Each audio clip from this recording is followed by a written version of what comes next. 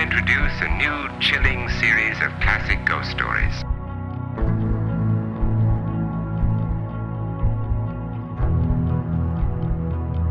There is a fifth dimension, beyond that which is known to man.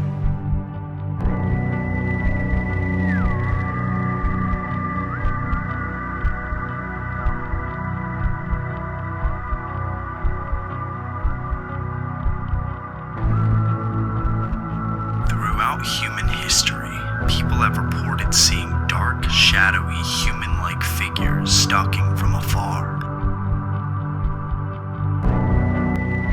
Something forcefully took Dennis Martin off that hill, and nobody will talk about it. Every fifth call I go on, I end up running across a set of stairs. Hello? Have you checked the children?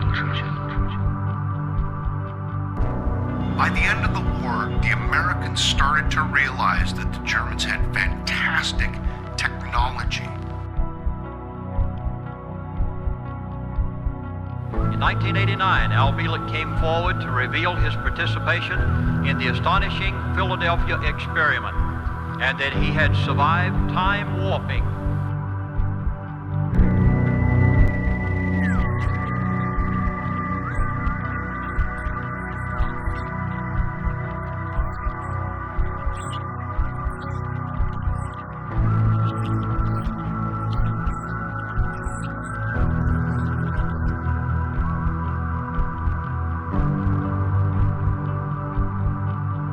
And I've said it many times, folks, we are at war. Those who are managing it and controlling the people while it happens are those who are masquerading as government.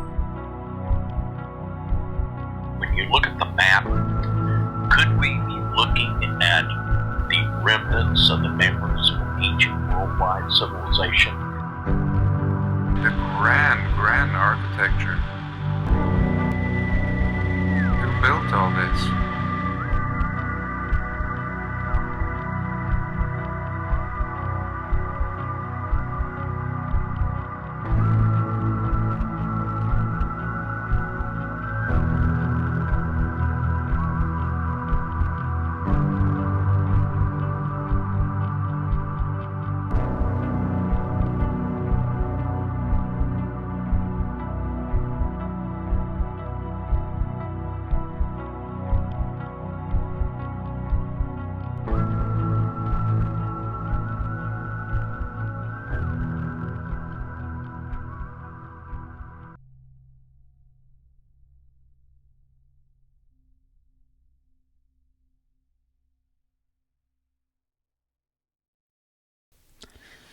Welcome everybody. How's everybody doing tonight?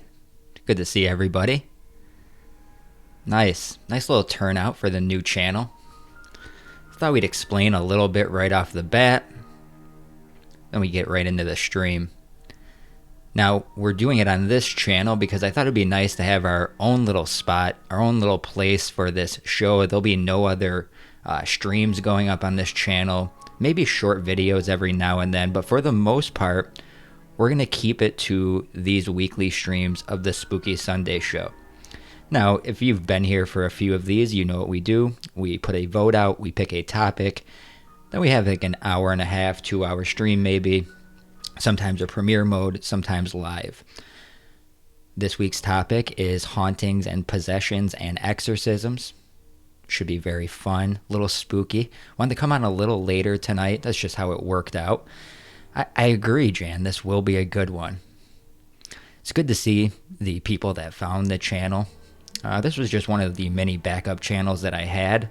I think the chat actually looks pretty good, the way it came up on the screen. I was wondering how that green would turn out. I'm going to be playing around with the setup pretty much weekly at this point, see how we can kind of do different templates for different topics since it's only going to be one stream a week. And if you're new here, welcome to the channel. My name is Davey Crocko. Like I said, tonight's topic is possessions, exorcisms, and hauntings. Some people know the famous movie, The Exorcism, and some people have dug a little deeper into the real stories that are behind some of these things. Now, Pope Francis, in the first 5 years of his pontificate, has spoke several times of the devil, a tempting being, and on various occasions he's also mentioned hell. The chief punishment of hell, reads the Catechism of the Catholic Church, number 1035, it's described as the eternal separation from God, in whom alone man can possess the life and happiness for which he was created or for which he longs. The Church's magisterium teaches that after early death, there exists a state, not a place, which belongs to those who died in grave sin and lost sanctifying grace through a personal act. This is the same Pope that sits in front of this just complete debacle, demonic presence. He sits in front of this weird thing of God floating above with half of his face blown off, rising out of what he describes, the artist himself, a man named Fazzini, as God blowing out of a nuclear bomb. So you can take the Pope's definition of hell as the abyss for what you will. Now, to get into the episode about hauntings, people being haunted, possessed, exorcisms, I think we're going to have to explain how the church defines exorcism and how our society would define exorcism today. So you can find many different sources on this. I went to the Catholic Church itself. I went to the Vatican's guidelines and their definition of it. And then I went to some other sources, the occult, just to see if we could get a well-rounded definition of what we're going to call a possession tonight. I hope the sound over the music is okay. If any of the mods, if it's a little loud on one of them, just let me know. I'm going to also try to keep an eye on the chat as well, and try to make this an engaging. When we do the premieres, it can't be as engaging, but I think with the live form, I should be able to pop in the chat in and out. So, the first official guidelines for exorcism were established in 1614, whereas Grimoire, or better known as basically a spell book, a textbook of magic, were widely known and used since the ancient period, since beginning of time. Those guidelines were later revised by the Vatican in 1999. As the demand for exorcisms increased, in the 15th century, Catholic exorcists were both priestly and lay. Lay just basically means consists of all members who are part of the church, not part of the clergy. Just basically it can include like non-ordained members. Since every Christian was considered as having the power to command demons and drive them out in the name of Christ, these exorcists used the Benedictine formula. They called it Vadere Satana, step back Satan, around this time. By the late 1960s, Roman Catholic exorcisms were seldom performed in the U.S., but by the mid-1970s, popular films like The Exorcism and literature revised interest in the ritual, with thousands claiming demonic possession. So you always have this balance of what could be an actual possession and then the culture kind of pushing it onto people, and you also got real mental illness and actual problems in people. So it's a balance that you go throughout time, and you try to look at some of the what religious times were we in, what was going on in the culture at the time, what was influencing everything, and you get a real interesting look at what were the real cases and what could have been influenced by outside sources, not demonic forces, but just people that wanted attention, people that wanted to say they were possessed. Like I said, there were thousands after The Exorcism came out that were claiming demonic possession. You had maverick priests who belonged to fringe groups taking advantage of the increase in demand, performing exorcisms with little or no official sanction. There are guidelines that are needed for this. According to the Vatican's, the guidelines issued in 1999, this was when they revisioned everything. The person who claims to be possessed must be evaluated by doctors first. That's to rule out mental, physical illness, any actual problems they could see with a doctor. Most reported cases do not require an exorcism, because 20th century Catholic officials regard genuine demonic possession an extremely rare phenomenon that is easily confused with natural mental disturbances. Despite the fact every diocese is required to have at least one priest that is an exorcist. So be that it's rare, every diocese has a priest that can perform exorcisms and is trained in it. So this is a real phenomenon. And I know a lot of people here, we're not going to make this about religion. This isn't going to be super religious. But I know a lot of people don't believe in this kind of stuff. And a lot of people question if possession is actually real. Well, every diocese seems to think they need someone that's trained in the act of exorcising the demons. So as the demand for exorcism has increased over the past few decades, the number of trained exorcists has also risen. In prior times, exorcists were kept fairly anonymous, and the performance of exorcisms remained a secret. Some exorcists attribute the rise in demand of exorcisms to the rise of drug abuse, violence, and other mental health problems. Many times a person just needs spiritual guidance or some kind of help. But there are those rare cases that come along that are truly bizarre. Now, what exactly is an exorcism? If you go to the Catholic Encyclopedia, it defines the act as the driving out and the warding off of demons, evil spirits from persons, places, or things.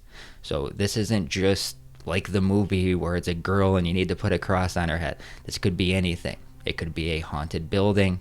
It could be a place, a thing, an object, or a human being. But it's to ward off the demons from things or people which are believed to be possessed or infested by demons, or are liable to become victims or instruments of their malice. In short, it's a ritual performed by the Catholic priest to expel the devil from a person, place, or a thing. Now, there are several types of exorcism in the Roman Catholic Church. There's baptismal exorcism, a simple exorcism, which is just a blessing of something, just wanting to rid any evil influence out of there. Then there's an actual real exorcism, performing the rites to rid a human being of a diabolical possession. Now, a real exorcism is basically what most of us think about when we think of movies. Like in certain cases, the exorcist is dealing with a human being who is possessed by a devil or the devil. The devil is inhabiting the person's body. And in the Hollywood version of a real exorcism, it would look something like, it would have all the telltale signs, speaking and understanding languages, speaking in tongues. That's considered a sign of religious ecstasy and also sometimes possession, but not usually. Knowing, revealing things the person has no way of knowing, that's a sign. Unhuman-like strength beyond the person's natural physical makeup. A violent aversion to God, the Virgin Mary, the cross, or it'd be like if you were possessed, you put a cross in your hand, it's going to burn. Now, like nowadays, it's crazy. You can go to the old days and we'll talk about some of the history of it, but you can like Google this now and you'll get ads popped up for, exorcists that you can call in your local area. So that's the point we've gotten to today. Now, demonic possession and the ancient practice of exorcism. Like a few years ago, the Catholic Church announced that they were training a new army of exorcists to meet the growing demand for experts to rid people of evil spirits. The church claims that the unprecedented rise in requests for exorcism comes from more people dabbling in the dark arts with the help of information found on the internet. Diabolical possessions are on the increase as a result of people subscribing to occultism, said Francesco Bamonta, and he's the president of the Italy-based International Association for Exorcists. Sounds like a pretty cool club. The few exorcists that we have in the diocese are often not able to handle the enormous number of requests for help. Demonic possession is said to manifest itself and people babbling in languages foreign to them, shaking uncontrollably, vomiting nails, pieces of metal, shards of glass. That's according to people that believe in the phenomenon. They must undergo the official Catholic rite of exorcism, which involves a concentrated priest invoking the name of God, as well as various saints and the Archangel Michael to cast out their demons. Now, many of us know of the popular movie. Of course, we know the movie The Exorcist. Let me just make sure I'm in the chat. 83 in the chat. Very nice. I appreciate everybody. Appreciate everybody coming to the channel, hanging out. If I'm not engaging, that's probably because I have multiple windows open, but I am trying to keep an eye on the chat as much as I can. So I'm very happy to see everybody here. What's up, One Step? Good to see you. Warfist. Hey, buddy. I haven't really done mods on the channel either. This is just all kind of new, so just kind of testing it out tonight with this topic. So we all remember the classic 1973 film, The Exorcist. You comfortable, Reagan? Yes. How old are you? 12. Is there someone inside you? Sometimes. Who is it? I don't know. What are we going to do on your birthday? Isn't it nice it's on Sundays? I love you.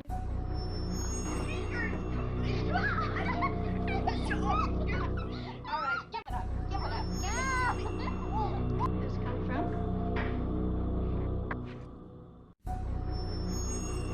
Really don't want me to play, huh? No, I do. Captain Howdy said no. Who's Captain Howdy? You seaman.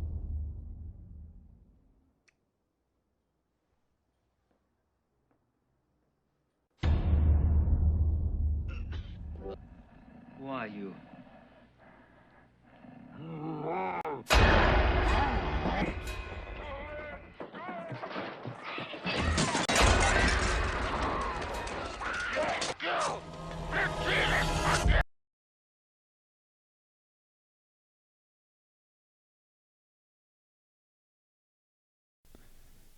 Now, you always hear stories of people around our age now, or usually older, that were, young, 10, 7, 8, 9 years old at the time in 1973, who always talk about their parents letting them watch this movie or them sneaking to watch this movie. And this was a movie at the time that was really fucking scary. This wasn't like, we can look back on movies like this and call it cheesy. We can call it whatever you want to call it.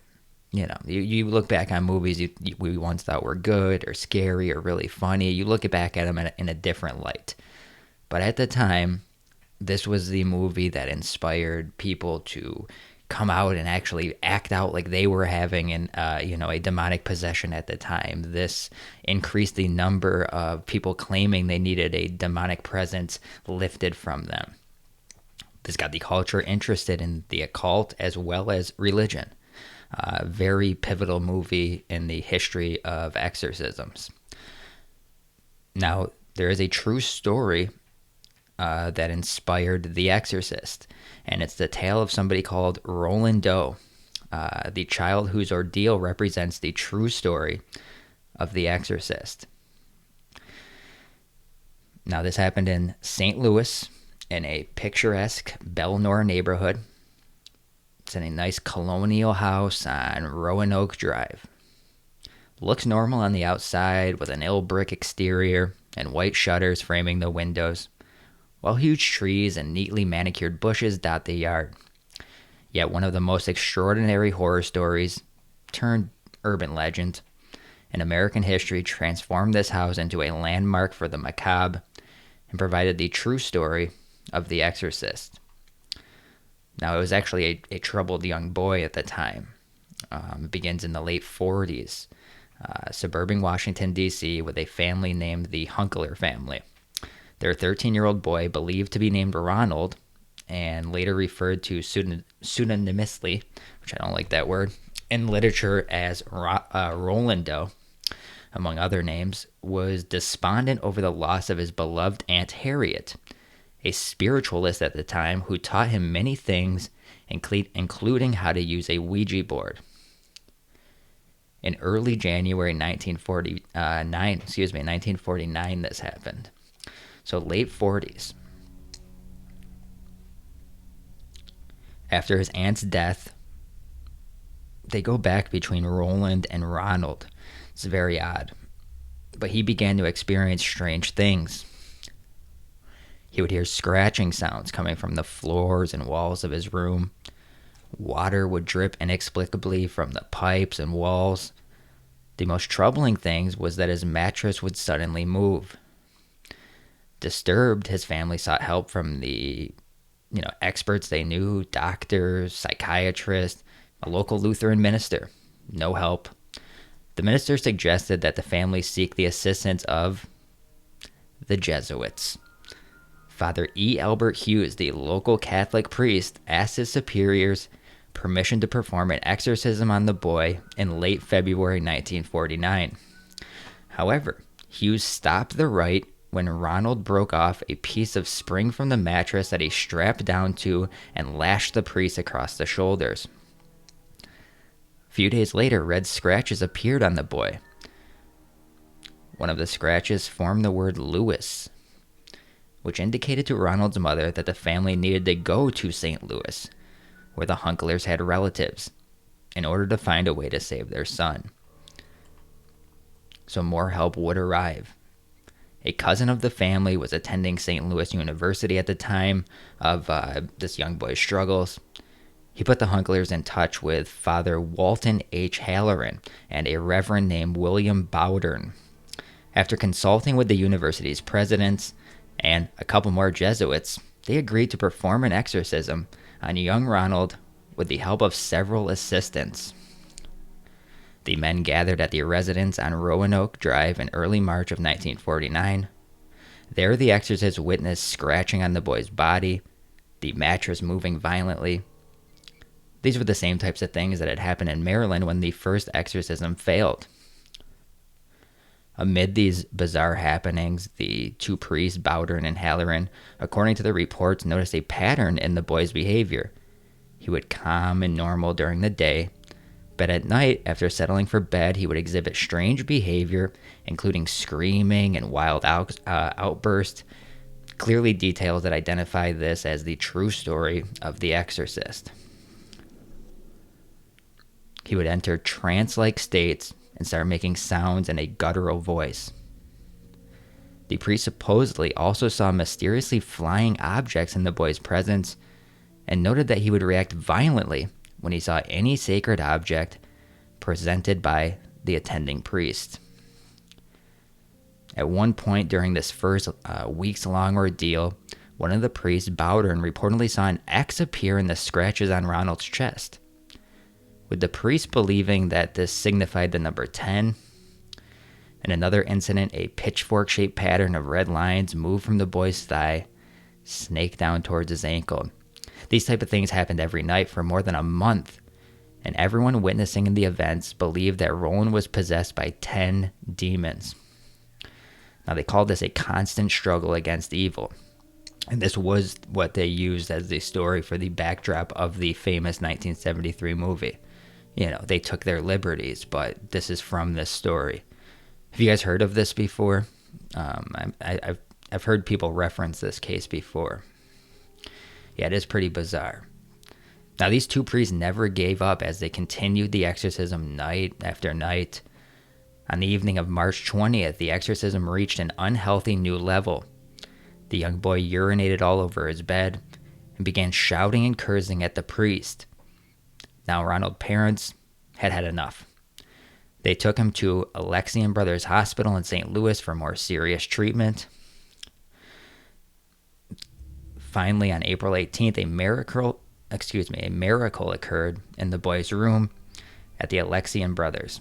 It was the Monday after Easter, and Ronald awoke from his seizures. He yelled at the priest, saying that Satan would always be with him. The priest laid holy relics, crucifixes, medals, and rosaries on the boy. At 10:45 p.m. that evening, the attendant priest called to St. Michael to expel Satan from the boy's body. They shouted at Satan, saying that St. Michael would battle him for Ronald's soul.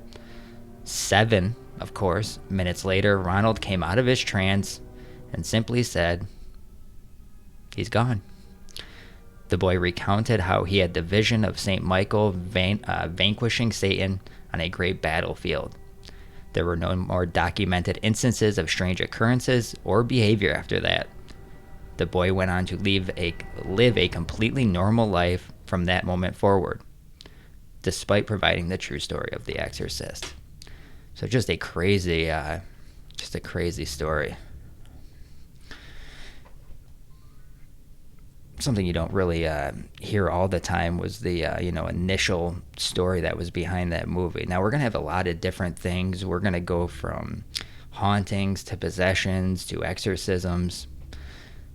See what you guys are talking about in the chat. Yeah, that's a crazy one. Yeah, 110. Yeah, it'll be a little less than the normal show just because people gotta find it, but I think everyone's going to have a good time with these stories, especially some of the videos. I tried to pick the best ones from several channels that I like. So let me just find a couple more.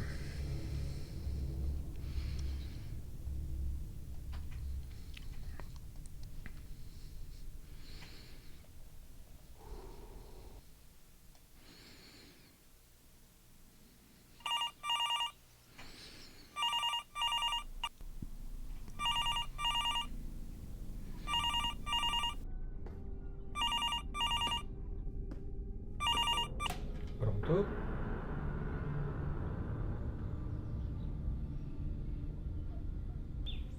Sì, può venire. Domani alle 18:50, quando va bene. Le volevo solo chiedere, per caso ha sentito qualche medico su questo argomento? Vabbè, bisogna parlare insieme. Arrivederci.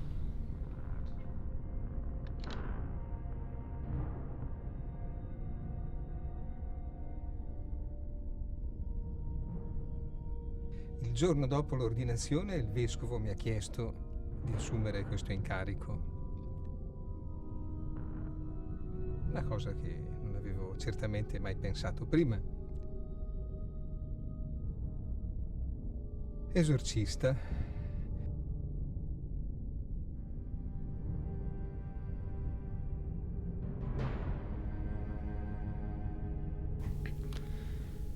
Now, one strange phenomena that seems to go back well into the recesses of the shadows of time is that of demonic possession.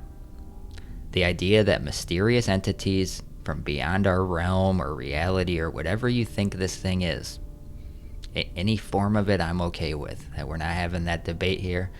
I don't know what this world or realm is either. But they can jump back and forth in our reality to take over bodies like a hand in a puppet.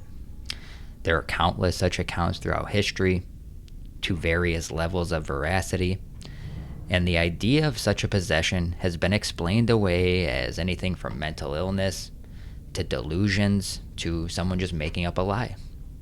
Yet every once in a while a case will come along that basically seems to rule all that out, go beyond rational explanations, and shows that there is more to it than just hoaxes and misunderstandings and lies. Now, back in the early 1900s, a girl named Clara Germana, her full name was Clara Germana Sell, was attending school at a place called St. Michael's Mission. St. Michael comes up a lot in a lot of these cases. Now, this was in Natal, South Africa. By all accounts, the young 16-year-old girl, an orphan, was fairly normal, quiet, and she was devout and religious as any of her peers at the time. There would have been nothing at the time to indicate that anything was amiss or that dark forces were gathering about her like storm clouds rolling in on a clear day. There certainly would have been no indication that this young 16-year-old girl would go on to become one of the most scariest demonic possession cases on record. most of what is known of this case have been gleaned from journals, diaries written by nuns and priests at the mission. And although it is unclear just when the incident started, it seems likely that it began with a confession Clara made one day. She allegedly told her confessor, a Father Erasmus, that she had reached out to the devil for the purpose of forming a dark path. She reached out to the devil for the purpose of forming a dark pact. Although she did not give any details on why she had done this. However, soon after the confession, there would be a series of strange phenomena that would steadily orbit the girl.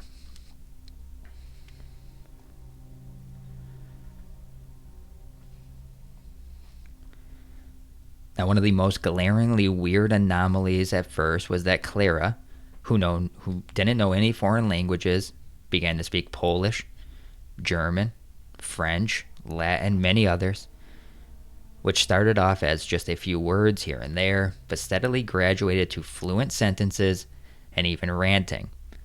She had never demonstrated even the slightest ability, nor even any interest in these languages, leaving everyone there perplexed and a little spooked that she never knew them to that degree or, anything. So everyone was, already a little weirded out by this. Even Clara, the girl, claimed to not know how she was able to speak these languages.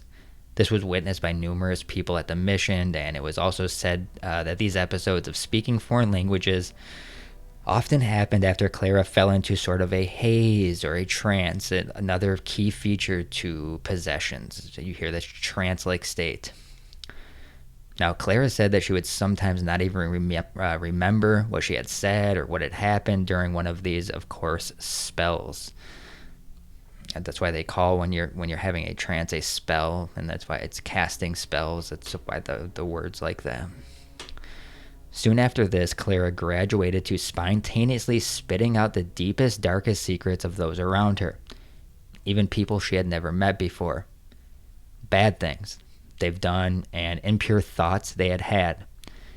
In particular, she would revel in the most vulgar sexual fantasies she claimed the people of the cloth around her had, many of which were confirmed in diary entries by spook nuns who felt that Clara could reach into and read their minds.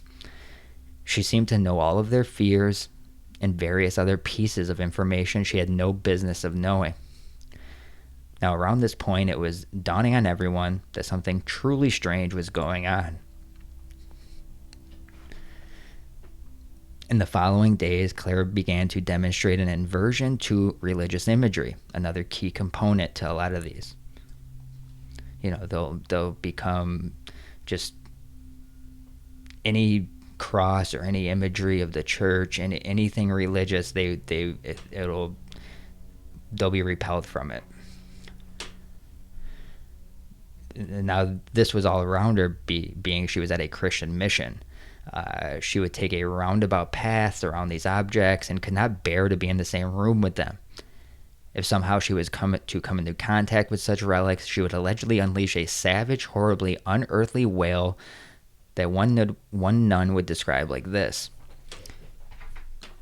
No animal had ever made such sounds, neither the lions of East Africa nor the angry bulls. At times it sounded like a veritable herd of wild beasts orchestrated by Satan, and like he formed a hellish choir. Now, during these tantrums, it was claimed that Clara would become possessed of extraordinary strength, that she would throw nuns across the room, and that she could be barely held down even by 4 people, this ungodly strength.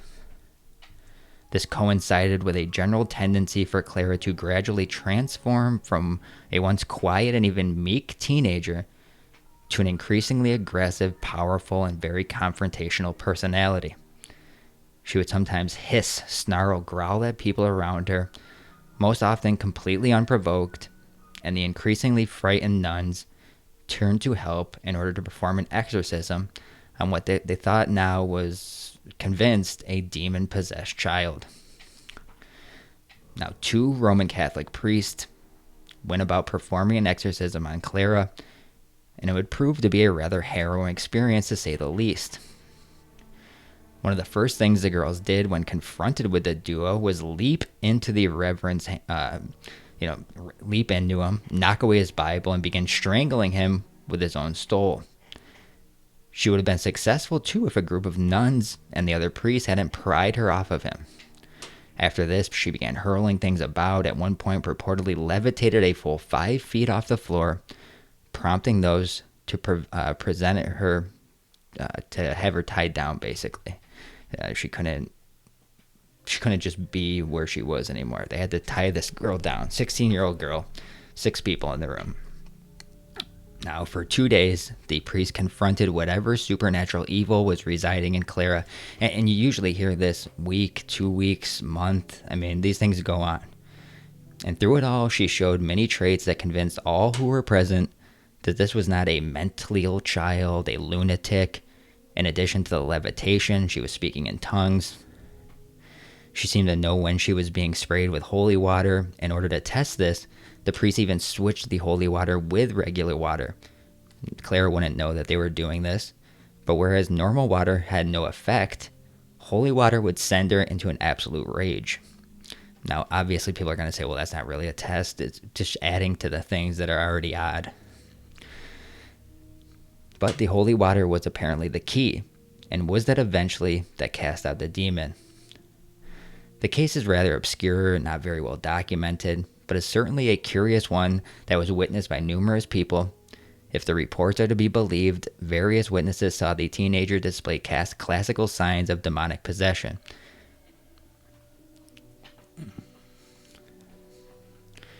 Now, we always hear about these beings that come in to possess people, but sometimes beings just slide their way into our reality. Is it always to be a demon? Is it always for demonic possession? Well, no, of course not. There's angels, just people sliding back and forth. Even the Pope himself said it was not a place that people were going to in hell, but it was just an abyss, just a purgatory, just a place for them to, never go anywhere again. That's how he explained it. That's how the current Pope, explained hell.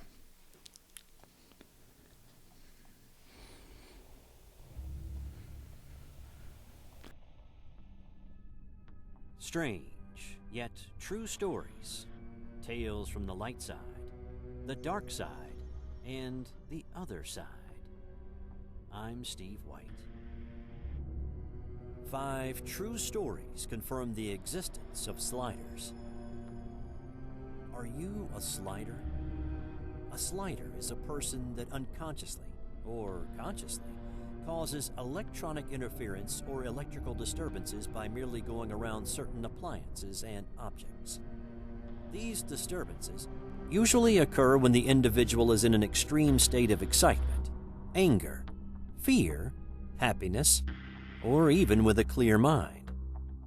Sliders have been known to blow out light bulbs, stop clocks, turn off street lights, and even affect television sets. In 2000, Dr. Richard Wiseman at the University of Hertfordshire in England did extensive research into SLI, or sliders. He has concluded that ESP, extrasensory perception, is a real thing and should be conducted on a larger scale. Here are 5 slider stories that proves our consciousness and the energy we emit has a direct effect on the world around us. 1. Shooting off energy. I had an apparent slider experience a year ago. I used directed energy to accelerate my own healing processes and occasionally practice meditation, and also am perhaps more than typically aware of the energies of people and places. However, this experience was very unusual and completely unsought. I was visiting my stepfather while he was in a hospital in Knoxville, Tennessee. After a series of diabetes-related illnesses and the loss of one leg to the disease, he had suffered a completely debilitating stroke.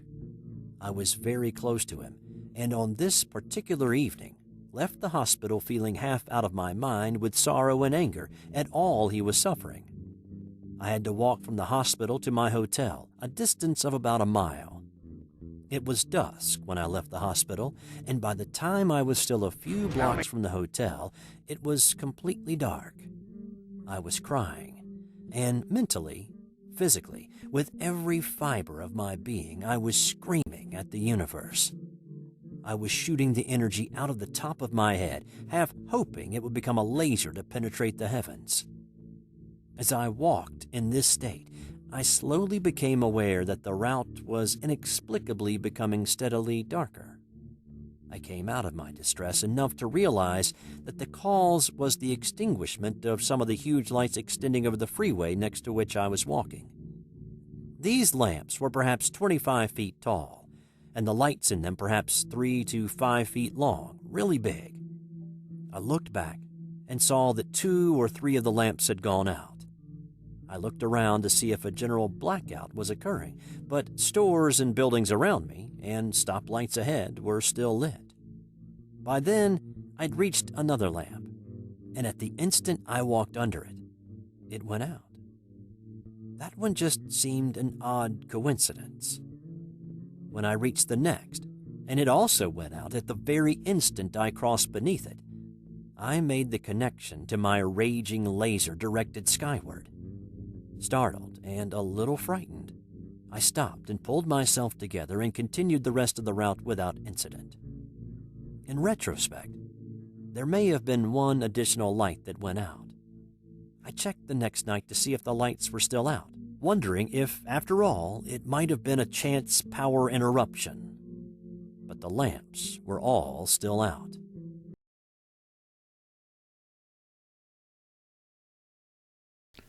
Oh, just a random weird story. Just to say, there's so many different things that people believe to have themselves, powers, either supernatural. You hear of ESP, we hear of demonic possession, we hear of, atheists that can't explain things, and the truly mysterious. The things that they call histories, mysteries. Well, they're not really just mysteries. They're things that have been investigated. Even if they aren't respected, there are paranormal researchers. Some people believe in ghosts that can stay in this realm or leave and cross over into the veil.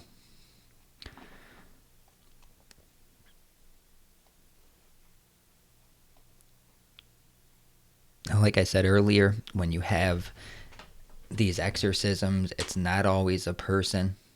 Sometimes it could be an object. It can be a place. We hear of the famous haunted houses throughout time. And usually when they're really popular, they become a movie, whether it's a person or whether it's a place. We've obviously seen a bunch of movies, and one of these was something called the Changeling Haunting. I'm going to pull up a couple visuals as well. Just give me a couple seconds here. How's everybody doing? Hey, Al, nice to see you. Bunch of possessed celebs at the Oscars. I'm sure it is. I'm pretty sure I saw a movie on the Changeling House. I'm not sure if I did. I don't know what year this movie came out, but as we tell this story, I'm sure we'll be able to remember some of this. I think it's an older movie. Glad the stream is going smooth so far. And I'm just going to go through like 3 or 4, maybe 5 more stories. Try to pick the best ones from a couple of channels that I like. A couple ones that are just readings, but, like that one of that young girl, like that's one of the most powerful stories of the whole stream, I think. Or it's just the music that makes it, who knows. This would be the strange story of the Changeling Haunting. Jerry McGillicuddy says the labyrinth is secretly about changelings. Yeah, changelings very weird. Now, some of the greatest hauntings on record have inevitably been made into films and have seen their legacies spread far and wide into the public consciousness. One of these certainly must be a particular haunting which purportedly tormented an innocent man who moved into a home in Denver, Colorado. only to find it absolutely pervaded by all manner of ghostly phenomena, which has made it the basis of the famous horror movie The Changeling, and catapulted it into the pantheon of the greatest hauntings on record.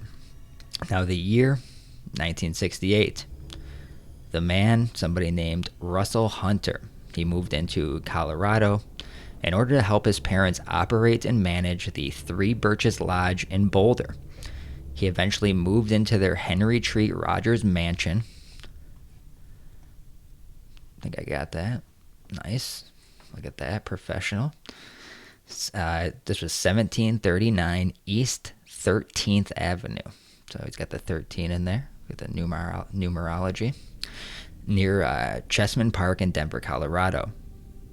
In the United States, so that he could pursue his own interest of writing music, finding the place to be ridiculously cheap because, according to him, no one else wanted to live there. Wonder why. This may have been because the entire development had been built upon the former Prospect Hill Cemetery, founded in 1858. And you hear a lot of these old stories of things built on, sacred burials. They end up having a lot of hauntings. But this was in 1858 where this one was founded and then built on top of, which the U.S. government acquired this land and turned it into a park. The bodies interred within the cemetery had been haphazardly moved, with many of the corpses allegedly discarded in the process.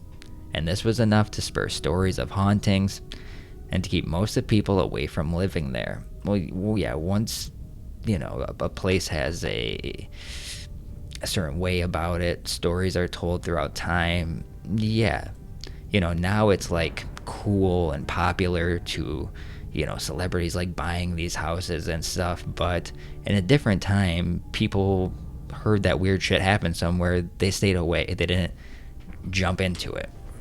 Maybe someone would investigate, but no. This is just a person figuring, hey, it's cheap, I'm going to go check it out. So Hunter moved in, as the price was unbeatable. He would soon realize that was perhaps more to the talk of the hauntings than mere spooky stories. Shortly after moving in, he began to experience a range of paranormal phenomena. It started with intense thudding noises on the walls and a general, unbelievable banging and crashing that would occur every morning exactly at 6 a.m. The shaking sometimes was so severe that the very walls would thrum and vibrate. But this would all apparently subtly subside as soon as he went downstairs to investigate. In addition to this, faucets would turn on and off by themselves, paintings on the walls would be violently knocked to the ground without any reason. Hunter would go, what is he going to do? He's going to walk around the house trying to find some explanation to it all. What would we do in this situation? You'd be like, what the fuck? But he was far from, finding anything that could be rationally explained.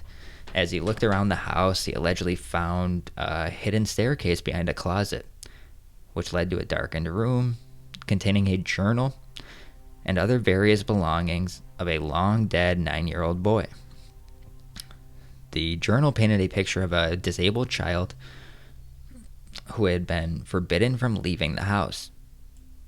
And it contained a creepy souvenir in the form of a red rubber ball that was claimed to be the child's favorite and would go on to sometimes go bouncing around by himself. And then the ball would go bouncing around by itself. That was his favorite little toy.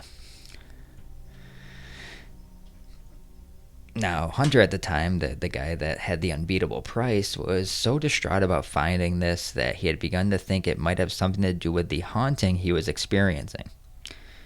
And so he arranged for a seance to be carried out there. According to the reports, they made contact with the spirit of the boy, and he had quite a tale to tell. The spirit would explain of his hell of being locked up within the confines of the 3rd floor, after when she eventually died and was unceremoniously buried out in a field in southeast Denver. After that, they had apparently found another child who resembled their son and raised them as their own. It's pretty sick. Hoping to collect on his considerable inheritance money. Hunter would claim that he was the ghost of the boy and that it led him to an unmarked grave, where he unearthed human remains which supposedly happened to have a medallion with the name of the deceased boy. Now, this seems like it should have been the end of it, and going by horror movie rules, the spirit should have been appeased and at rest. But in this case, this was apparently only the beginning of the haunting. The paranormal activity only grew in intensity, with nighttime disturbances being so violent that at one point a glass door imploded to send shards raining everywhere, and one to sever the artery of Hunter's wrist. Doors were also flung open at great force and objects tossed across the room, and these violent outbursts continued unabated. It was enough to encourage Hunter to move to a new place. Okay, so it's a good move, I think I had enough, just gonna move out of here. Usually in these stories, though, these people have the possession around them. Could be a place, could be the person moving into the place. You could have attracted something while you were in one of these haunted places. So he goes to this place on, it's called Kearney Street, but the paranormal phenomena would continue there as well. Now, he would eventually contact the Epiphany Episcopal Church in order to have someone come and conduct a ritual. Like I said, sometimes you would bless a place before you go in it. Sometimes it's emergency rites. But he just wants a blessing. He wants someone to come, do a ritual, cleansing the property, which seems to have calmed down the haunting somewhat. They come in, they do this ritual, it kind of dies out. Now, following this, the Henry Treat Rogers Mansion, they demolished this thing, a process which Hunter would apparently go to witness. As he did so, tragedy would apparently strike, and he would explain. As the walls of the wing which had contained my bedroom collapsed, they suddenly flew outward and crushed to death the man operating the bulldozer. It is also spooky that this account would be made into the 1980 film The Changeling, loosely based on real events.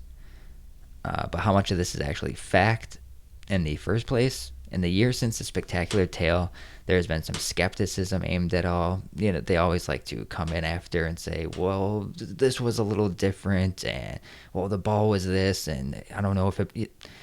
The fact is that this guy lived in a haunted mansion. He tells this crazy tale.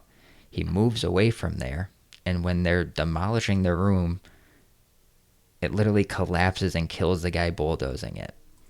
I would say that's a haunted area, but I'm no expert. I'm not a doctor. I just play one on YouTube. Now, another story we're going to get into is called the San Pedro haunting. Let me get rid of these. I'm going to say what's up to you guys in the chat quick before I throw this on as well. Shout out to Fada Kings for the awesome thumbnail, of course. It's pretty sweet. And I got this story from a channel called Bedtime Stories. It's called the San Pedro Haunting. It's about like an 18-minute video. This guy does awesome videos, so I'm going to give you the link to it.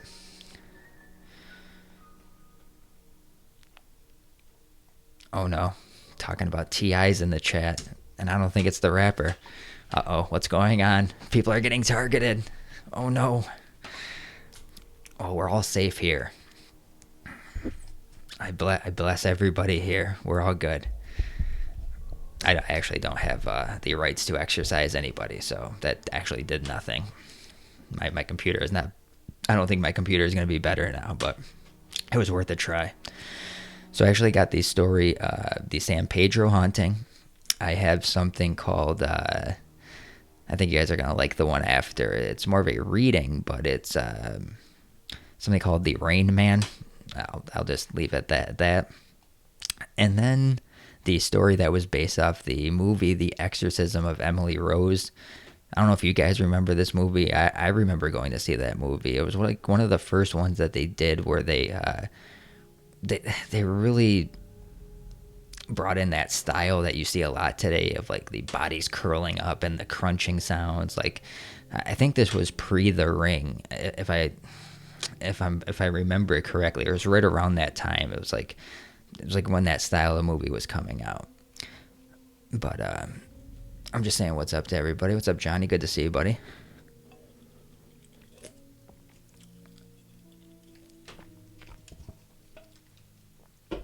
Yeah, I went to the movie theater to see this. I was young. I remember definitely going to see this. The Ring's weird contortions. Yeah, that wasn't a thing. Okay, so it was years after The Ring. All right, so maybe The Ring did it, then they did. But this was when now it's in every movie. Now that's like a normal scene in a movie. All right, so we're going to start with the story of the San Pedro haunting. Now, it's just a video from Bedtime Stories, no narration from me. Go check out this guy's channel if you like if you like his style. I think he does great work.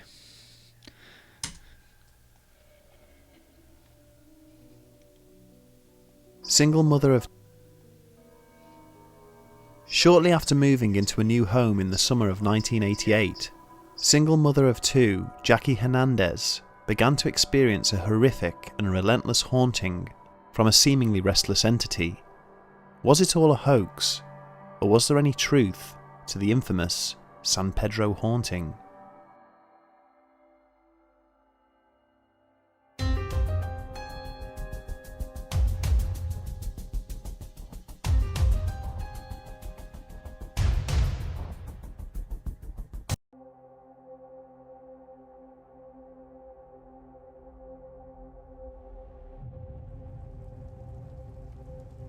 Ghost stories have been told all over the world since time immemorial, from haunted buildings, roads and forests, to cars and even people.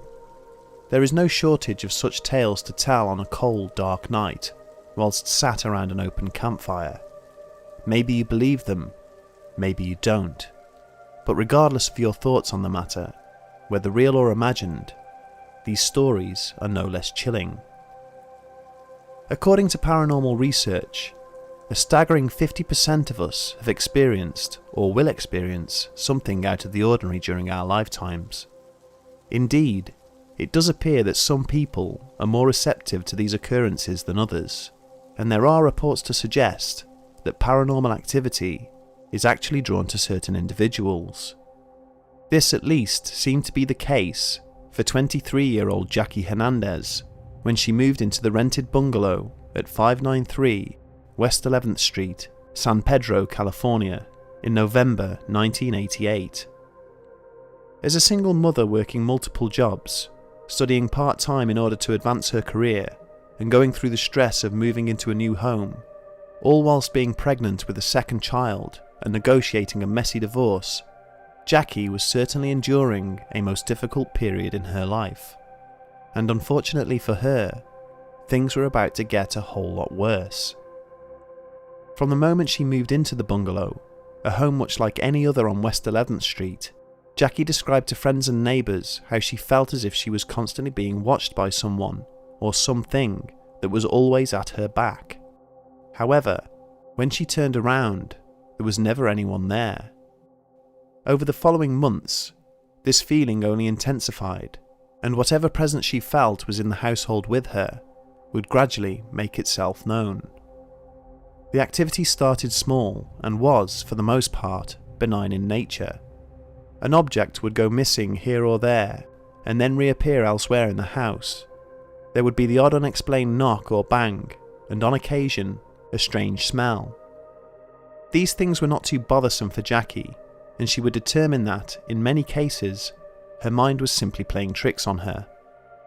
However, one evening she was sitting watching television, when out the corner of her eye, she saw a pencil holder that was placed on a table in the hall mysteriously levitate and then fly towards her, as if thrown by an invisible hand.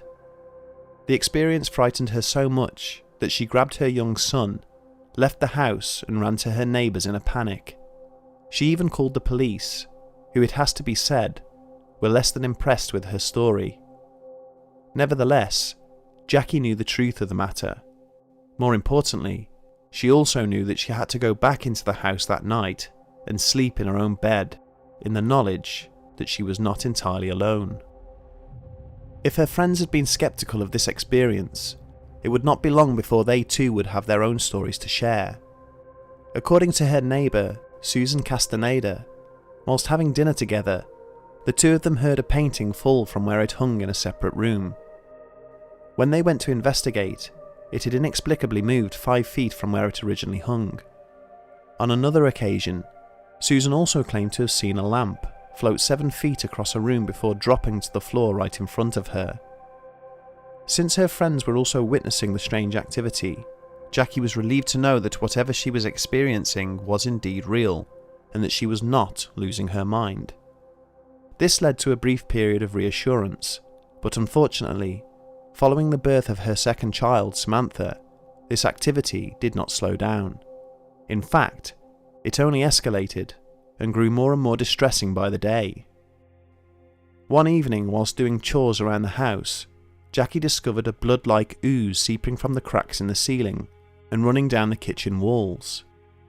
In order to find the source of the leak, she climbed on top of her washing machine to reach the attic opening, and as she hesitantly poked her head through the hatch into the darkness, she turned to face a most horrifying sight. Floating in the corner and staring straight at her was the severed head of a menacing old man, which then rapidly flew in her direction.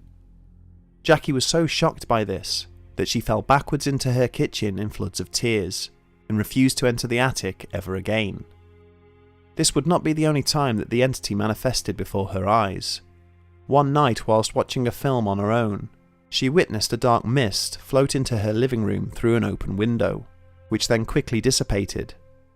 Alarmed, she went to check on her 2 children who were in bed. Samantha was in her cot, and Jamie was in the top tier of his bunk bed, both asleep as expected.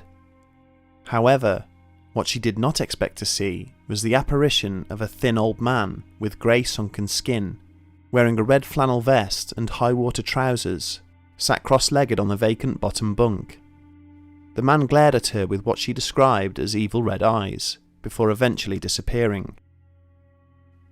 This incident deeply unsettled her, and it was around this time that her friend suggested contacting the well-known parapsychologist Barry Taff, whom she had recently seen on television. With experience in over 4,000 similar cases, in a career spanning multiple decades, Taff was also famous for his involvement in the Doris Bither case back in the mid-70s, another haunting which inspired the Hollywood film The Entity. He and his team showed an immediate interest and visited Jackie's home on the 8th of August 1989 with the intention of conducting a preliminary interview. Upon arriving, they were surprised by an overwhelming, putrid stench wafting through the house, which seemed to emanate from the attic. This was accompanied by loud thumping sounds, which Taff later described as sounding like a 200-pound rat was running around up there. Jackie told them about the incident regarding the severed head, and the team expressed a desire to explore the attic and see if they could find any rational explanation for the activity. Gary Byrne, the team's photographer, and Jeff Wheatcraft, his assistant, entered through the small hatch and immediately reported a feeling of being watched.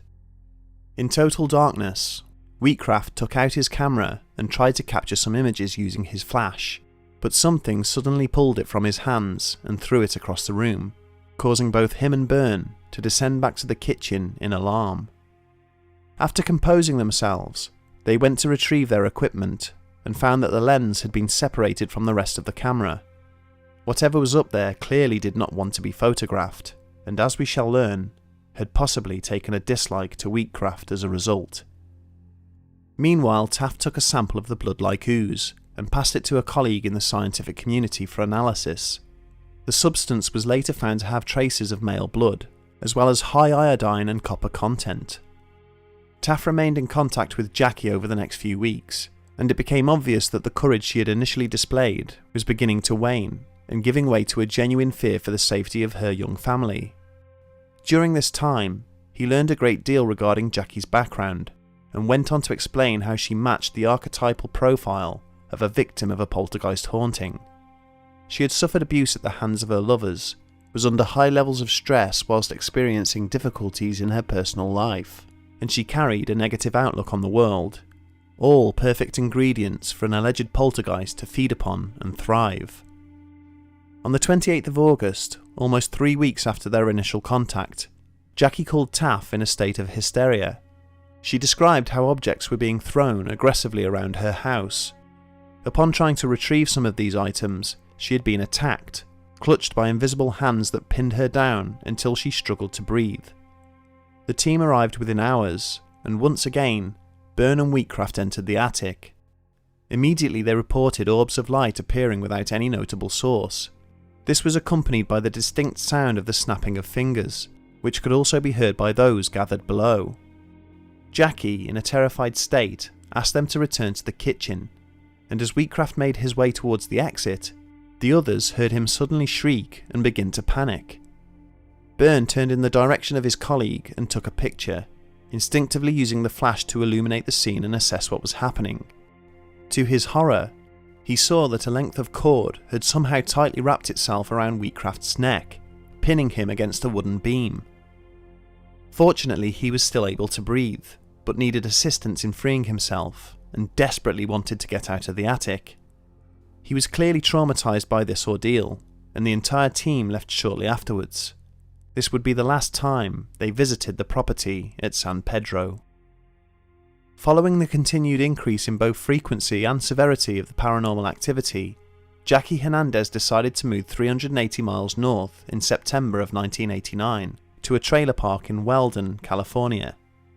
At first, she felt a calm serenity in her new surroundings, believing she had escaped the entity for good. This period of inactivity, however, would be short-lived.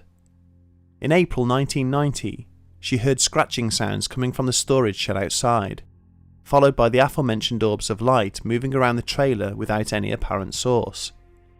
Later that same month, the activity rose to a climax when her daughter's bedspread randomly set alight, after Jackie had spotted a black mist floating in her hallway. As with the haunting back in San Pedro, these occurrences were also witnessed by neighbours. One evening, Jim and Janice Sobert were helping Jackie move a television into the trailer, and described how they both saw the reflection of an old man's face, with evil-looking eyes, appear in the corner of the screen. It was clear that the entity had returned, and once again, Taff came to Jackie's aid.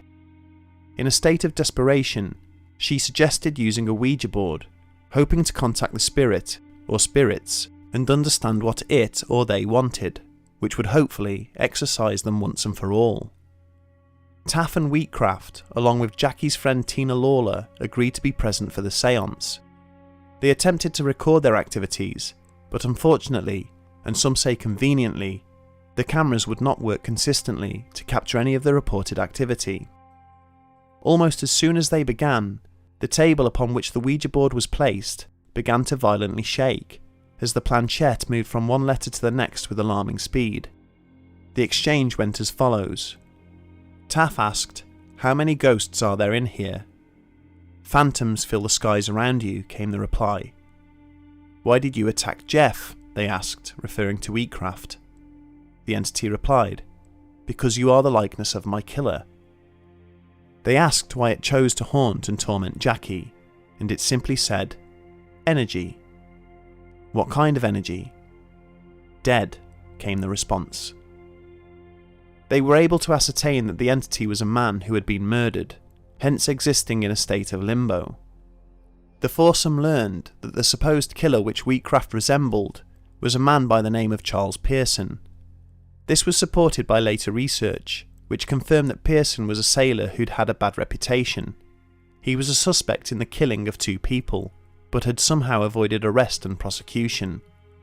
Either one of his 2 victims, Herman Hendrickson or John Damon, might have been the entity tormenting Jackie, feeding off her negative energy and wanting his injustice to be known. In the aftermath, Jackie moved house several more times, and with each relocation, the activity dissipated. She now lives in Los Angeles, and has put the terrifying ordeal behind her, claiming that it's now completely stopped. Despite this, even to this day, the house at 593 West 11th Street, San Pedro, has seen many residents move in, only to leave again after a short tenancy. It must be noted that some of these residents reported hearing strange thumps and smelling putrid scents emanating from the attic. Reading all of this back, we're inclined to suggest that the San Pedro haunting sounds like something straight out of a Hollywood movie. In many cases, it just seems too far-fetched to take seriously, and for that reason, the skeptic in us shouts, hoax. During our research for this episode, we came across many inconsistencies in the timeline of events, and we had to piece the story together as best we could.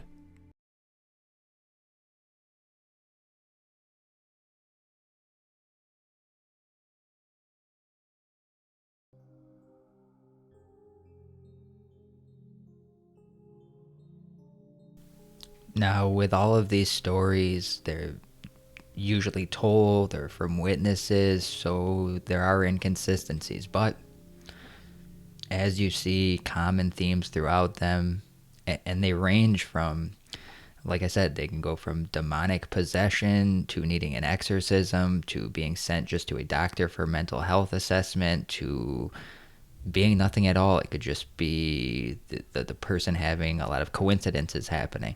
They're not all demonic possession, but there's enough evidence throughout history to show us that this is a phenomenon that people take seriously. Now, I have a story called The Rain Man. Now, it's just a weird story. I'd say it's not an unsolved thing. It's just a very unexplained.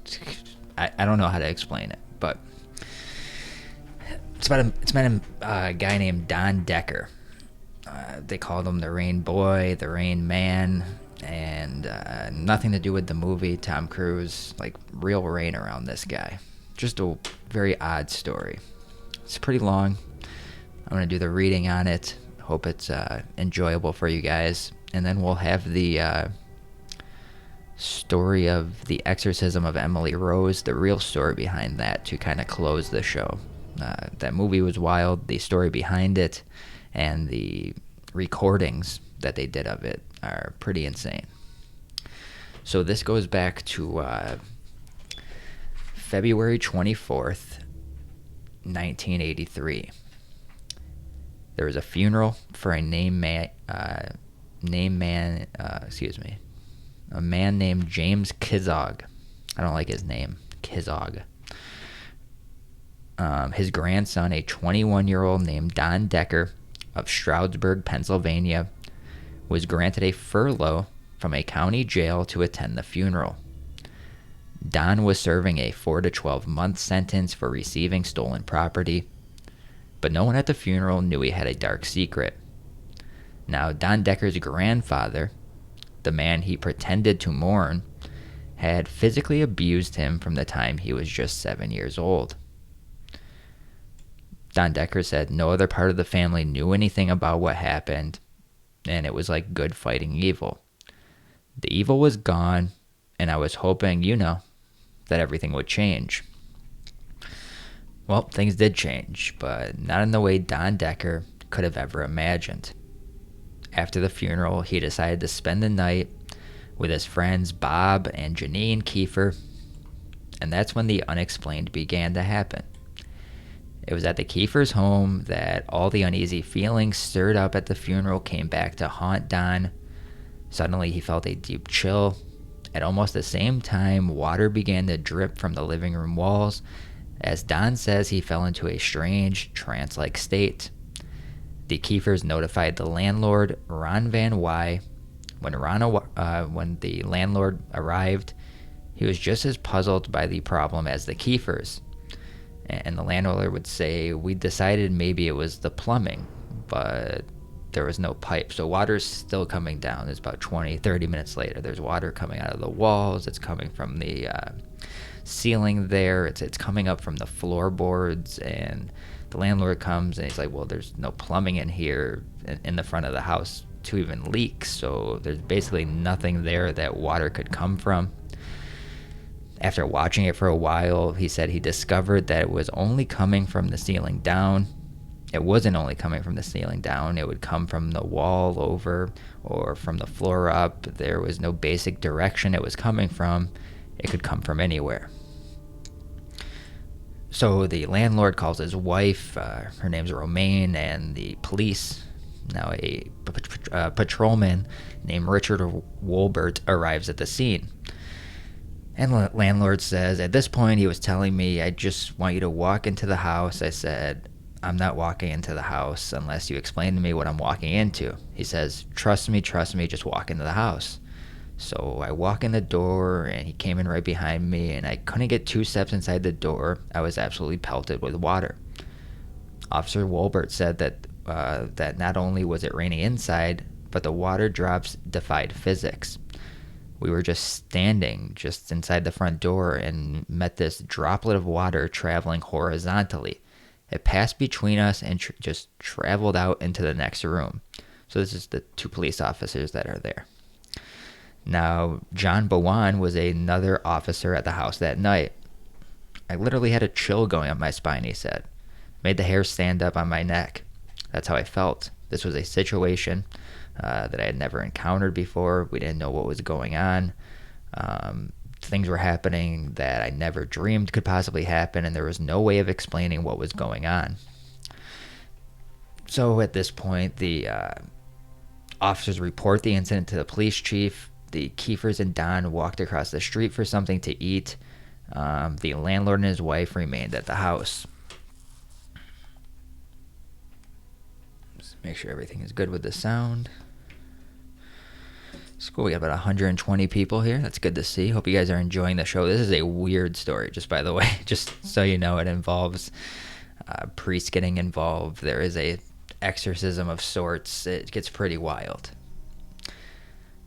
So they got to report this incident to their superior, and these officers probably don't want to do that at this point, because what are they going to tell them? Sir, it's raining, or like, this is late in the night. They're gonna have to wake up the fucking lieutenant to come down for a mystery, basically. This is not something you want to do as a respected police officer, and you'd like to have this thing resolved, but it's unexplained, so they have to call it in. So the Kiefers and Don walked across the street, and like I said, the landlord stayed. So when they leave, everything else left too. The rain stopped. The house was normal. We were kind of thinking that maybe it was coming from them, and we weren't sure at the time which person. So Pam, this lady who owned the restaurant across the street from the Kiefers' house, had visited them earlier that day and had seen the rain firsthand. Pam was convinced Don Decker, the guy that was let out of jail on a furlong, whose grandfather's funeral it was, that said his grandfather abused him, was sitting at her restaurant with the Kiefers, and she thought he was possessed by an evil spirit. She says, you looked at Don and he was like in a trance. He would look at you, but not really knowing you were there. I said to Janine, he's got to be possessed. We're sitting there, a couple of seconds later, there's water all over the pizzeria. It's like something you've never seen before. You've never seen anything like this happen. I went to the cash register, and near my desk there, I had a crucifix. I took it and I put it on him. The minute I put it on him and touched his skin, he got burned. There's no way that anybody could have played a joke like that. This was real. Donnie wasn't doing this. He was doing it without realizing he was doing it. So even Don, who was kind of shrugging it off and saying, no, this is just some unexplained thing, he starts to begin to believe that somehow he's responsible for this, and the rain at the restaurant was basically the last straw. So he says, that made me more sure that I had something to do with it, because it was following me, and it didn't start raining in the house until I got there. They were leaving there, and nothing ever happened, and that's when I started realizing that it was me. Now, back at the Kiefers' house, the landlord's wife confronted Don, accusing him of somehow causing all the trouble. And Don recalls the pots and pans over the stove started rattling, because he was like getting upset. That's when he levitated off the floor like he was floating. Then it was like a push. It wasn't something like taking their hand and pushing him. It was like feeling it all over his body at once. And this is like a big dude too. And, he's a big guy, he's assertive, and he said that just made him feel really small. He just got picked up, thrown across the room, and he's like, I'm just scared, and I'm just sitting there talking about it and don't know what to do at this point, because, there's already 2 police officers involved, but they're not doing anything. All of his friends at first are convinced he's playing some kind of joke on them. Now everyone's taking it serious. But we're only like a few hours after the first incident of the living room being all, raining and shit. Probably should keep out the and shits. A few hours after the strange incident in the kitchen, officers Bowen and Wolbert arrive with their chief. Now, one officer describes what happened. When the chief got to the house, he was pelted with water just as Rich and I were. I got the impression that he was put on the spot, maybe a little embarrassed, like we expected something out of him that he could answer. There was no way to explain what happened. I think he was put in a position where he might have felt a little uncomfortable. The police chief announced that the problem was a plumbing issue and ordered his officers to leave the Kiefer house. Officer Bowen said they were told not to file a report and not even talk about the incident. So the chief just wants to shut this down. Nothing to see here. This isn't for us. This isn't a police matter, basically.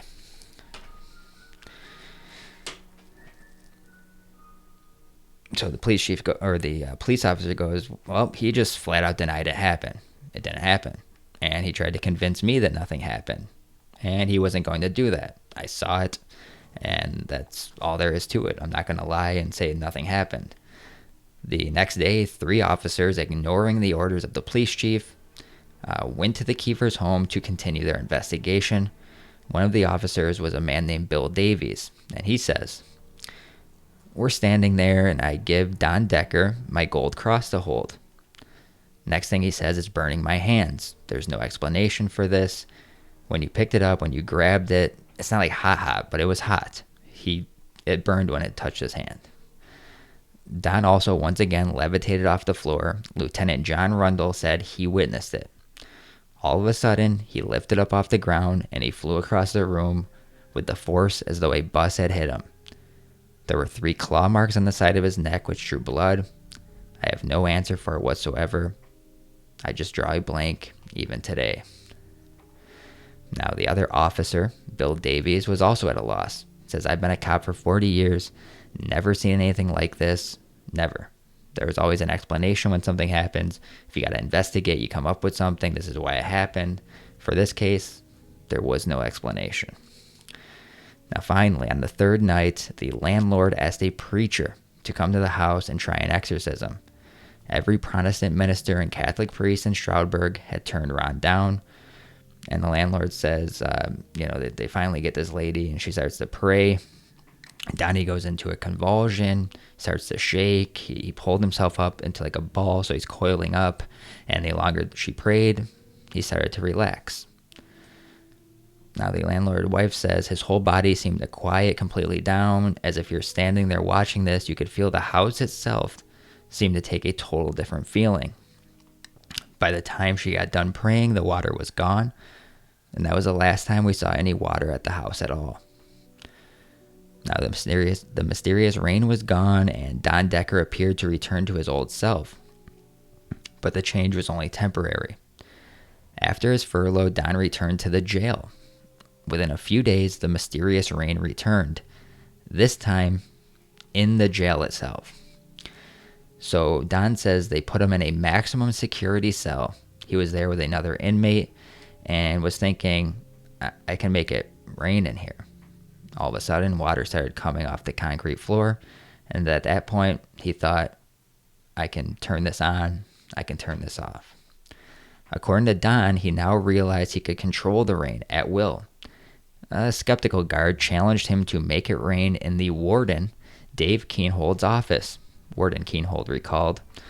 So the warden says, I'm sitting at my desk writing a report all by myself in the administration area. Nobody else was around, approximately 8 in the evening. And at the time, I didn't feel anything. But, just chilling in his office. An officer entered, told the warden to look at his shirt. And right about the center of my sternum, about 4 inches long, 2 inches wide, I was just saturated with water. I was startled. I was scared. The officer that asked him to make it rain in the warden's office was also frightened, and they just didn't have any explanation of why it happened. So the warden calls in a reverend by the name of William Blackburn. And he says, all of a sudden I received a frantic call from a sergeant in the jail, and he said, can you come over? We need you. We need your help. So he brought this very meek and mild-mannered young man into the room, and he was asking for my help. Don tells the Reverend that he could make it rain, and that crosses placed on his body burned him. According to the Reverend Blackburn, he told Don to admit that he was just making things up. And the Reverend goes, all of a sudden his demeanor changed, and the smell came into the room. Nurses and doctors, medical people say when you walk into the room where someone is dying, at the end of their life, and they're cancer or something, usually there's a smell. You can tell when you walk in the room. I smelled the smell like that multiple times. Evil, foreboding. He raised his hand and rubbed his fingers together, and all of a sudden, it started to rain right there. It was like the devil's rain itself. It was a mist. I was in the presence of evil. I opened up the Bible and started to read to him, but the pages never got wet. So help me, it was a frightening thing. I think I was praying for me more than him.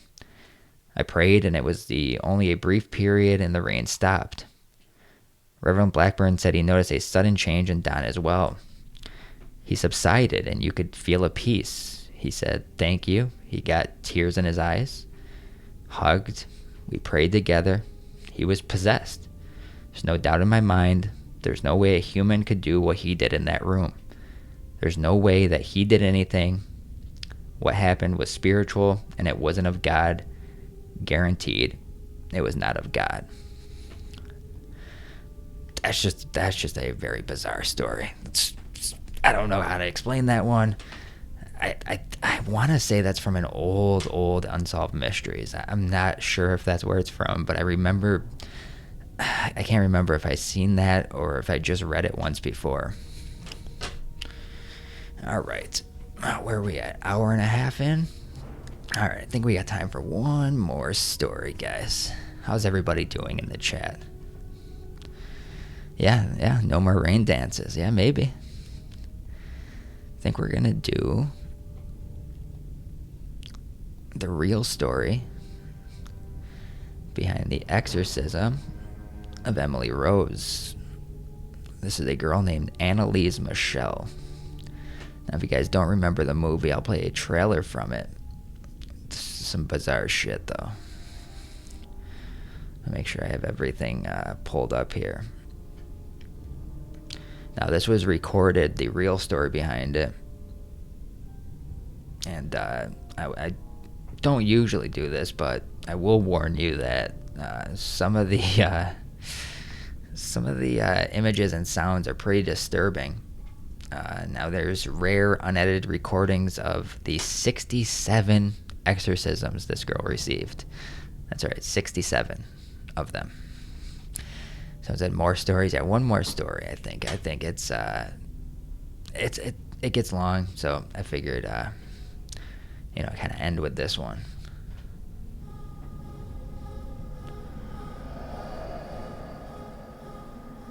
I don't care about my reputation.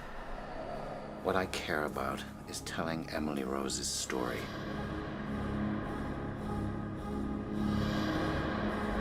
Holy Church venerates thee as her guardian and protector. To thee the Lord has entrusted the souls of the redeemed to be led into heaven. Pray therefore the God of peace to crush Satan beneath our feet, that we no more will retain men's captivity. Do you understand how long they can put you away for this? I want people to hear what only I can tell. And what is that? What really happened to Emily and why.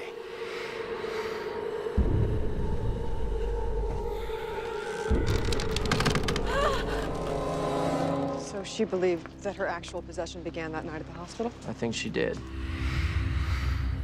Emily had epilepsy. Father Moore's beliefs are based on superstition. Did Father Moore ask you to give her any medical help? I couldn't help her. Why couldn't you help her? Because there are no injections against the devil. Emily? Hey, can you hear me?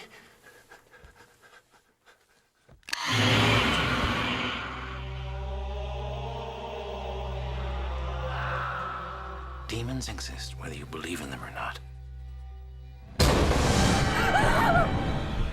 Just be careful, Aaron. There are this trial.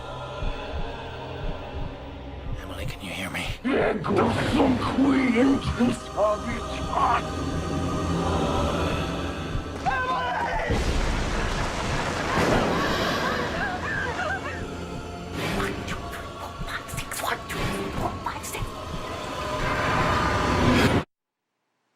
has begun.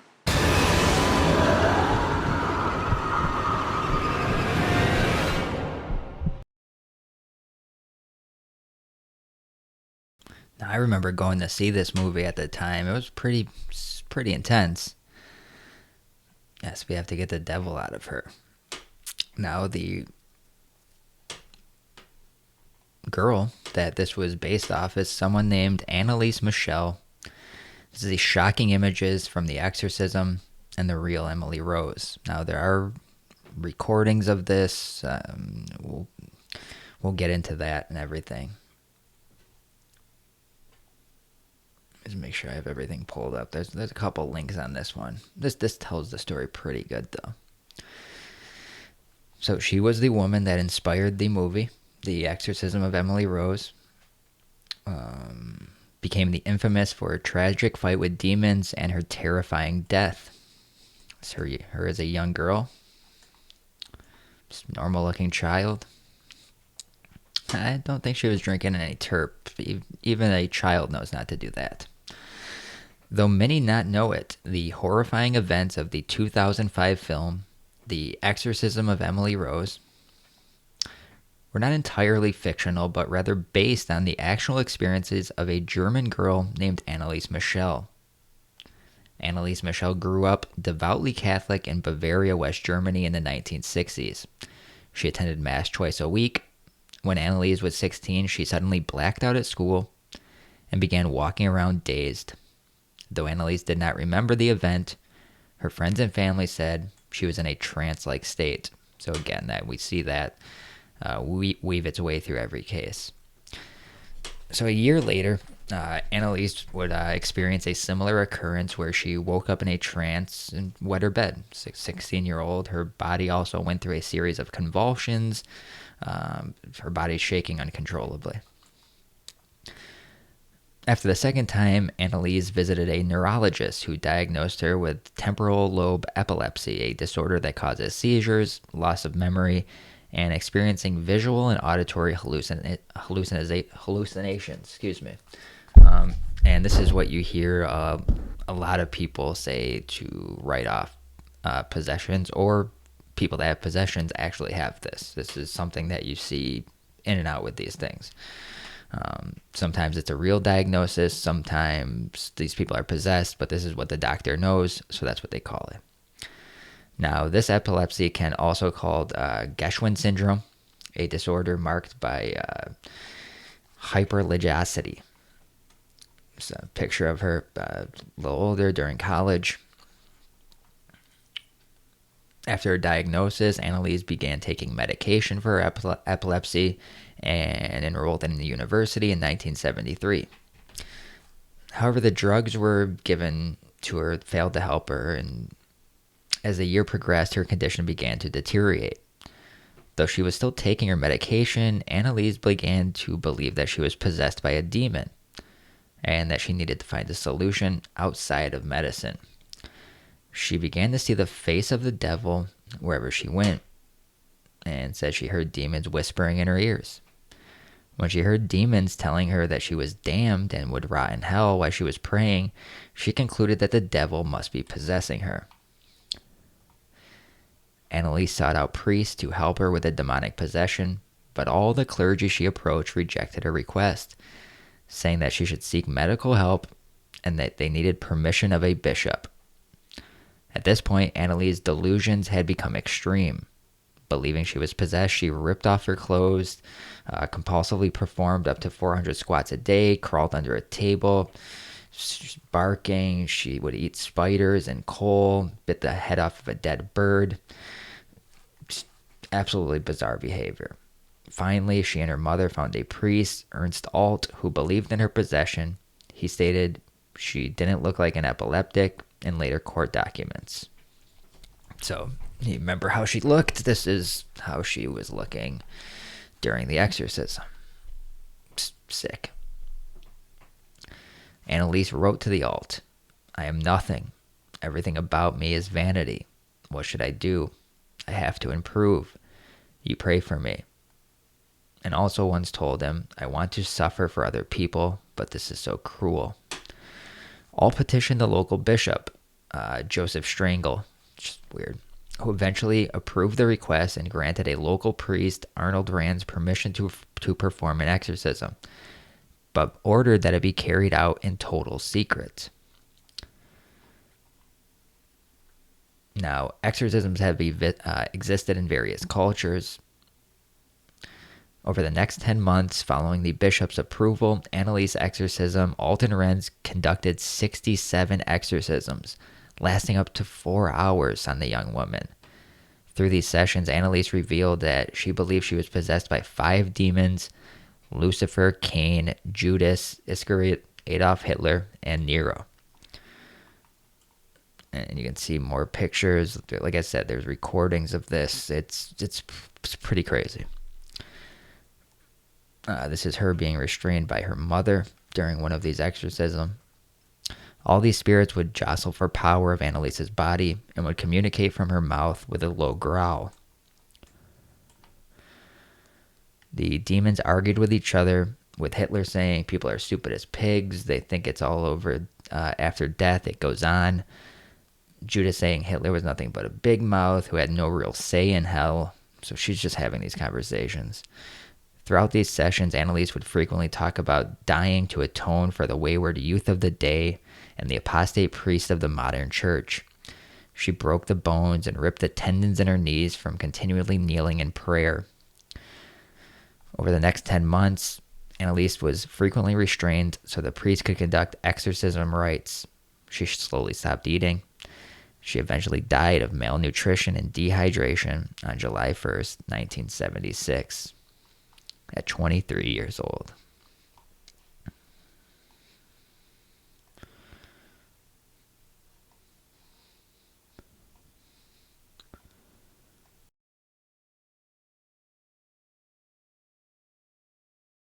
Ja, ich will auch für die anderen leiden, damit die nicht in die Hölle kommen und so.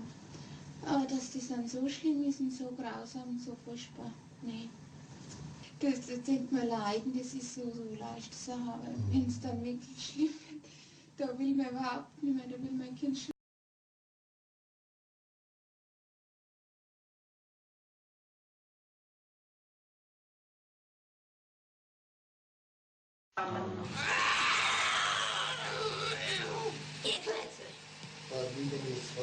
Nein, ihr Klötze! Und der Maul mir Klötze! Oh, so der will auch nicht, oh, ich geh auch nicht, oh. Sind wir schon 3? Ah, wie. Was ist so eine Scheiße?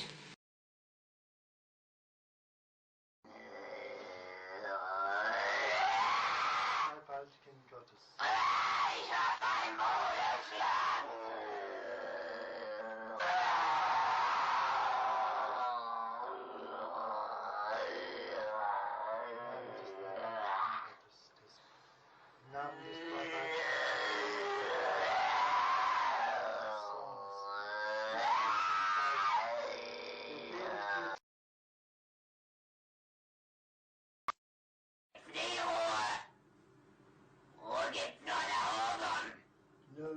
Ruhe gibt's nur dort, wo die Liebe ist. Ja, bei uns gibt's nur Nur Hass. Ja. Und wo nur Hass ist, da gibt's keine Ruhe. Nein. Und für uns gibt's nie Ruhe. Nie. Weil? Na, Ewigkeit.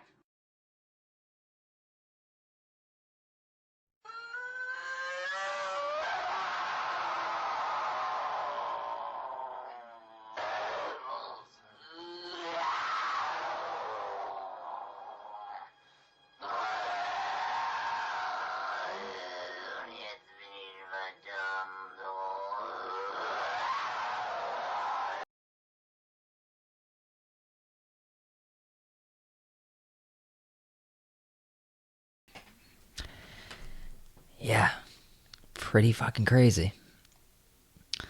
So there's plenty of recordings on this. Someone was asking the real girl's name. Her name is Annalise Michelle.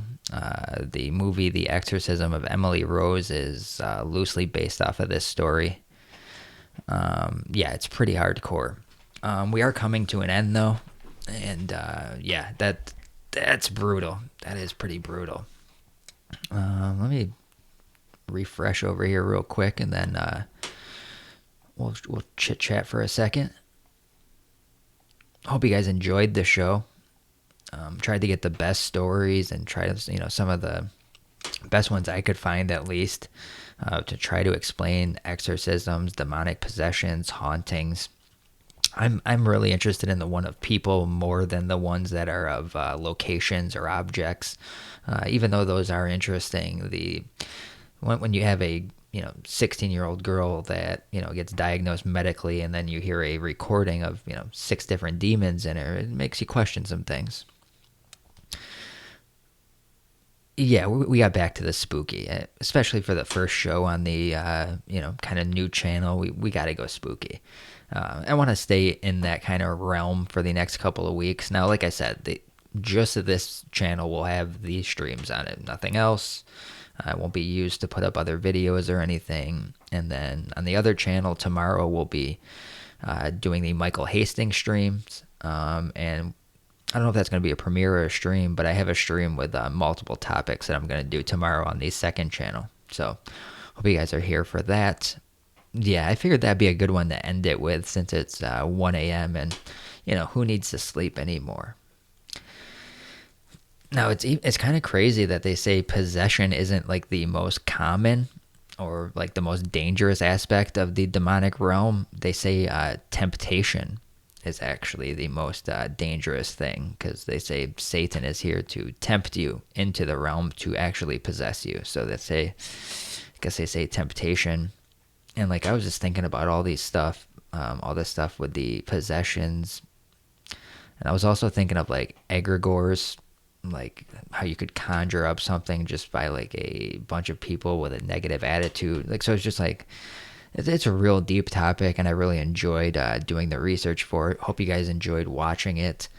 I don't know what else to say except for if you guys like it here, just like or sub to the channel if you're new.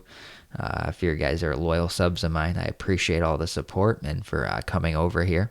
And I'll obviously see you on the other channels. But just bookmark it for the weekly streams. I will try to do them later on in the night if they're, the spookier topics, because it's fun, But yeah, appreciate you guys. And as always, I will see you in the next one.